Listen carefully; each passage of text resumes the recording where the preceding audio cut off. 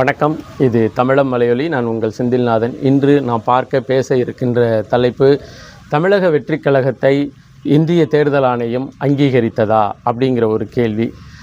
கூடுதலாக தமிழக வெற்றிக் கழகம் தன்னுடைய மாநில மாநாட்டை விக்கிரவாண்டியில் நடத்துவதற்கான அனுமதி காவல்துறை தரப்பினரிடம் இருந்து பெறப்பட்டிருக்கின்றது.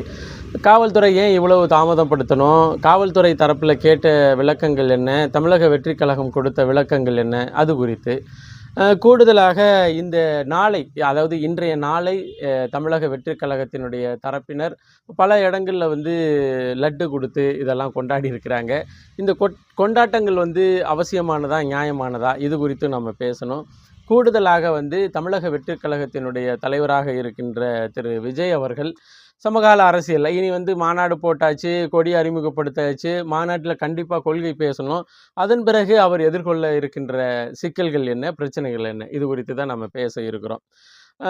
குறிப்பாக இன்னைக்கு காலையில் பார்த்தீங்கன்னா, தமிழக வெற்றிக் கழகத்தை இந்திய தேர்தல் ஆணையம் அங்கீகரித்ததுன்னு எனக்கு என்னென்னா, மிகப்பெரிய ஆச்சரியம் என்னென்னா, ஒரு கட்சி தேர்தலை சந்திக்கிறதுக்கு முன்னாடியே அங்கீகரித்தது அப்படிங்கிற வார்த்தை உண்மையிலேயே அந்த தேர்தல் ஆணைய விதிமுறைகளுக்கு உட்பட்ட வார்த்தையா, அல்லது இவர்கள் வேற எதையோ செய்ய போய் வேற எதையோ சொல்லாடல்களை வேற ஒரு சொல்லாடல்களாக மாற்றி வெளியிடுகிறார்களா என்ற ஒரு குழப்ப நிலை தான் இருந்தது.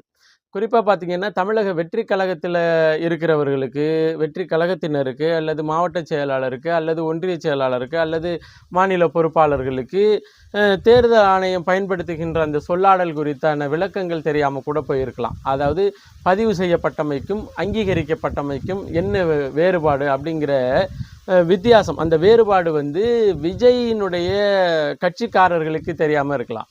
ஆனால் இந்த ஊடகங்களுக்கு தெரியும் தானே. அங்கீகாரம் என்றால் என்ன? அங்கீகாரத்தை எப்படி பெறுவது? பதிவு செய்யப்பட்டமைன்னா என்ன? பதிவு செய்யப்பட்டமைக்கு என்னென்ன விளக்கங்கள் இருக்குது? இந்திய தேர்தல் ஆணையத்தில் ஒரு கட்சியாக பதிவு செய்யப்படுவது மிகப்பெரிய கடினமான இலக்கா? அப்படியெல்லாம் கடினமான இலக்குன்னா பல லெட்டர் 196 கட்சி தமிழகத்தின் சார்பாகவே பதிவு செய்யப்பட்ட கட்சிகளாக இருக்கு.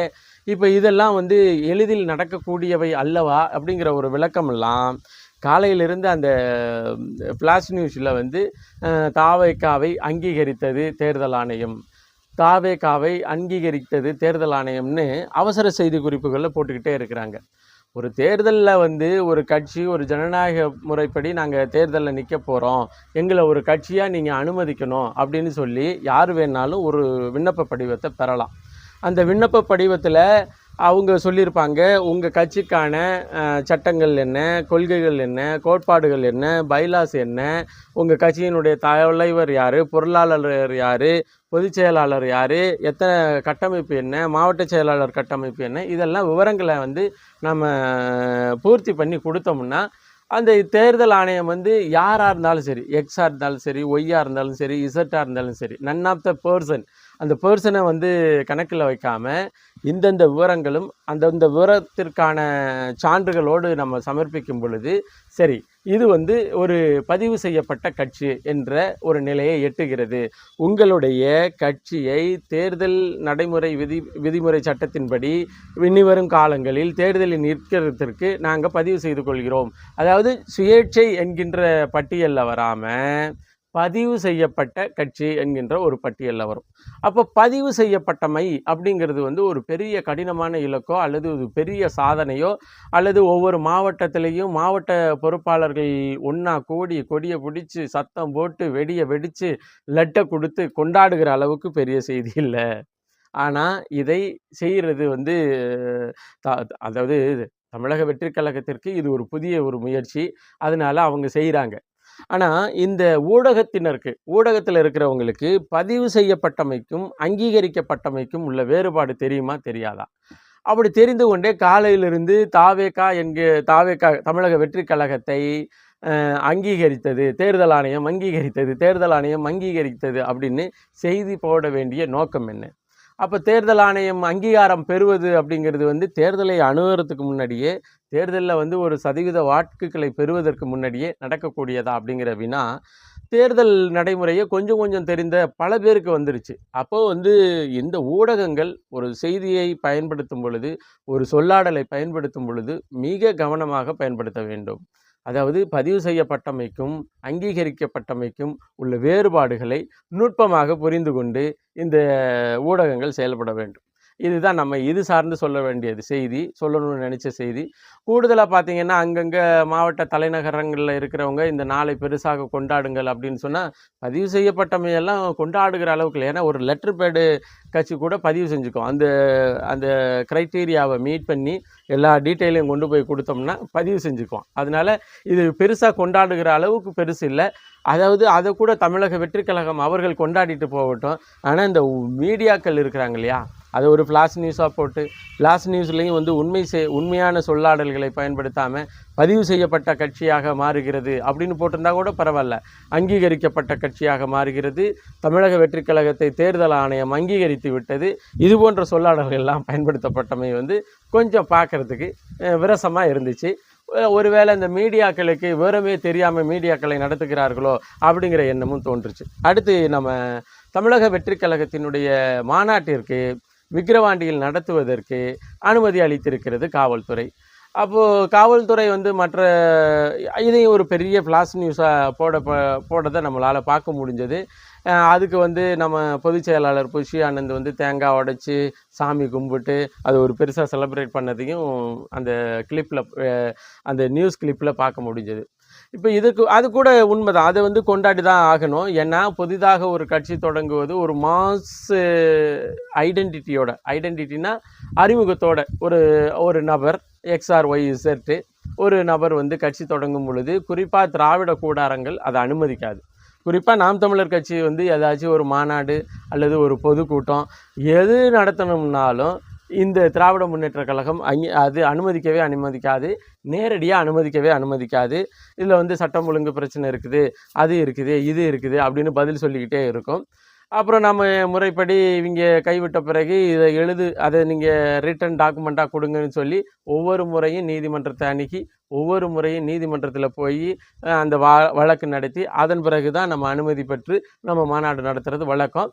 ஆனால் அதை உடைத்து இந்த நிலைக்கு வந்து தமிழக வெற்றிக் கழகம் வந்து மனுவிலேயே அனுமதியை பெற்றிருக்கு அப்படின்னு சொன்னால் ஓரளவுக்கு வெளியில் தெரிஞ்ச பிறகு ஓரளவுக்கு நம்ம வந்து காழ்ப்புணர்ச்சியோடு நடந்துக்கிறோம், திராவிட முன்னேற்ற கழகம் தமிழக வெற்றிக் கழகத்தோடு காழ்ப்புணர்ச்சியோடு இருந்து கொண்டு இருக்கின்றது அப்படிங்கிறது ஓரளவு தெரிந்த பிறகு இன்னும் கூடுதலாக அனுமதி மறுத்து அது இன்னும் நீதிமன்றத்துக்கு போய் அந்த நீதிமன்றத்தில் வந்து வழக்கு தொடுத்து அது வந்து நீதிமன்றம் வந்து இல்லை அனுமதி கொடுங்கன்னு சொன்ன பிறகு அது நமக்கு ப்ரெஸ்டீஜ் இஷ்யூவாக போயிடும் அப்படின்னு சொல்லி தமிழக அரசு அடிபணிந்து, அதாவது அரசின் கடமை வந்து அனுமதி கொடுக்கறது தான், அதனால் அது தவறு இல்லை. ஆனால் இந்த திராவிட மாடல் அரசினுடைய ட்ரெடிஷ்னல் ஃபார்முலா என்னென்னா, புதிதாக ஒரு சக்தி வரும் பொழுது அந்த சக்திக்கு அனுமதியோ எதுவுமே கொடுக்கறது இல்லை அப்படிங்கிறது தான் கடந்த கால ஃபார்முலா.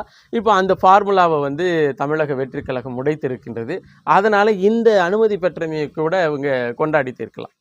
அடுத்து இன்னொரு சொல்லாடல் வந்து தமிழக வெற்றிக் கழகத்தின் சார்பாக திரு விஜய் அவர்களால் வெளியிடப்பட்டு இருக்கின்றது. நம்ம கொள்கை வகுத்துட்டோம், கொடியை தூக்கிட்டோம், இனி வெற்றி தான் அப்படிங்கிற மாதிரி.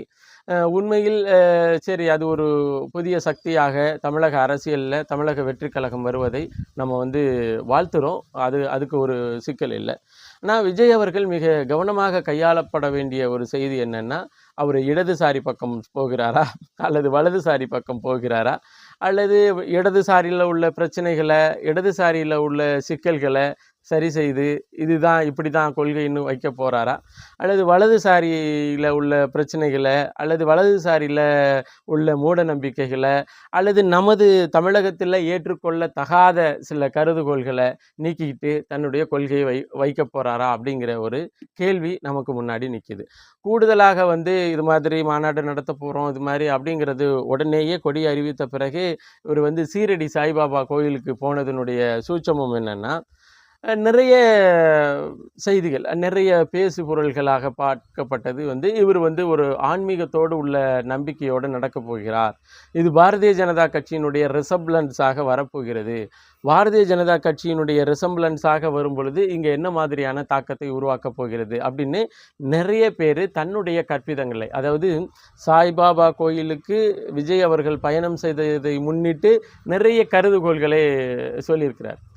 அதன் பிறகு இவர் ஊடகங்களை சந்திக்கிறாரா, ஊடகங்களை அதாவது இந்த மாநாட்டிற்கு முன்னதாக கொள்கை பிரகடனங்களை, என்னென்ன கொள்கை, இந்த தமிழகம் மக்கள் எதிர்கொள்கின்ற பிரச்சனைகளில் என்னுடைய அணுகுமுறை என்னென்னது, ஈழத்தமிழர்கள் பிரச்சனையில் என்னுடைய அணுகுமுறை என்னென்னது அப்படின்னு விலாவாரியாக இவர் பிரச்சனைகளுக்கான தீர்வை வைக்கப் போகிறாரா, அல்லது பிறப்புக்கும் எல்லா உயிர்க்கும் அப்படின்னு ஏற்கனவே பேசி வைத்த அந்த ஒரு லோகோவை வைத்து மட்டும் இதுதான் எங்களுடைய கொள்கை அப்படின்னு சொல்ல போகிறாரா அப்படிங்கிற ஒரு சிக்கல் இருக்குது. இந்த விஜய் அவர்களுடைய அரசியல் வருகையை மூர்க்கமாக திராவிட முன்னேற்றக் கழகம் தொடங்கிய தொடக்க புள்ளியிலிருந்து எதிர்த்து கொண்டு தான் வருகிறது. ஆர்எஸ் பாரதியாக இருக்கட்டும், அதன் பிறகு நம்ம மூத்த அமைச்சர்களாக இருக்கட்டும், இன்னும் KN நேருவாக இருக்கட்டும். KN நேரு வெளிப்படையாக சீமானாலையும் ஒன்றும் பண்ண முடியாது, விஜயாலையும் ஒன்றும் பண்ண முடியாது. அவருக்கு ஒரே நேரத்தில் ரெண்டு பேரையும் அவர் மனசளவில் நினச்சிட்டாரு, இவங்க ரெண்டு பேரும் புதிய சக்தியாக இருக்கிறாங்க, அதனால தான் திராவிட முன்னேற்ற கழகத்திற்கான ஆபத்து இருக்குது அப்படிங்கிறது மனசளவில் நினச்சிட்டதுனால அவர் நேரடியாக விஷயத்துக்கு வந்துட்டார். இன்னும் பல அமைச்சர்கள் நேரடியாக தமிழக வெற்றி கழகத்தையும் தமிழக வெற்றி கழகத்தினுடைய போக்கையும், இன்னும் ஒருத்தர் யாரோ 2 அமாவாசைக்கு தாங்காத கட்சி அப்படின்னு எல்லாம் பேசியதை நம்மளால் பார்க்க முடிகிறது.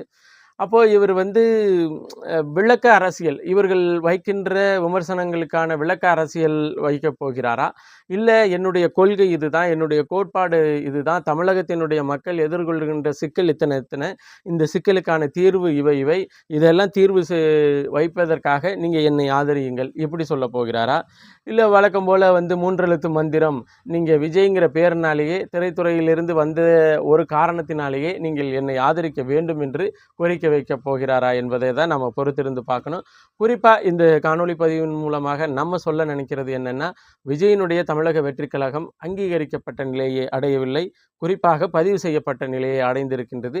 பதிவு செய்யப்பட்ட நிலை அப்படிங்கிறது என்னென்னா, ஒரு விண்ணப்ப படிவத்தில், அந்த விண்ணப்ப படிவத்தில் எல்லா எல்லா இடங்களையும் பூர்த்தி செய்து, அந்த பூர்த்தி செய்யப்பட்ட கருத்துக்களுக்கு ஏற்ற ஆதாரங்களை நம்ம வைத்து இந்திய தேர்தல் ஆணையத்தில் கொடுக்கும் பொழுது அவர்கள் அதையெல்லாம் சரிபார்த்து விட்டு, சரி இனி இது ஒரு பதிவு செய்யப்பட்ட கட்சியை என்ற நிலையை அடைகிறது என்று சொல்லுவாங்க. அந்த நிலையை தான் அடைஞ்சிருக்கு.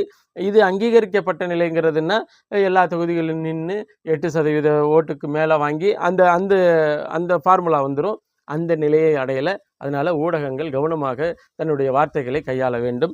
விக்கிரவாண்டியினுடைய இந்த மாநாட்டிற்கான அனுமதி காவல்துறை ரொம்ப கசப்பான மனதோடு கொடுத்திருக்கின்றது. காரணம் என்னன்னா, இதை இன்னும் நம்ம இழுக்கடிச்சோம்னா நம்ம அம்பலப்பட்டு போவோம் அப்படிங்கிற ஒரு பயத்தினால திராவிட மாடல் அரசு கொடுத்திருக்கின்றது.